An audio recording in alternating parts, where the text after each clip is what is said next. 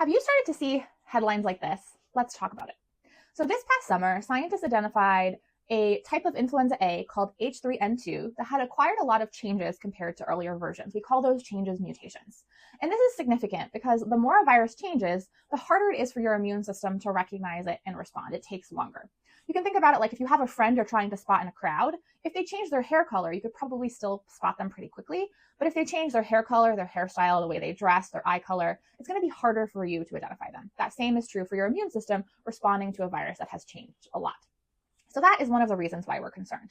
But then we can look at what's happening in other countries. The UK is noticing a spike in flu numbers sooner and earlier in the season than typical. And then we see headlines like this from Japan that are also seeing abnormally high flu numbers for this time of year. So combined, that does give us some indication that we might be heading into an abnormally bad flu season, potentially even worse than last year's flu season, which also was a pretty bad flu season. So what does this mean for you? Well, you should make sure you're up to date on your flu vaccine if you haven't already gotten it. And yes, the flu vaccine is still important to get, even with these changes that we see circulating in one kind of influenza. For one, there's multiple kinds of influenza circulating, but also even with those changes, if there's not a perfect match, that's okay. The flu vaccine can still provide protection and help your immune system respond and decrease the severity of the influenza that you get.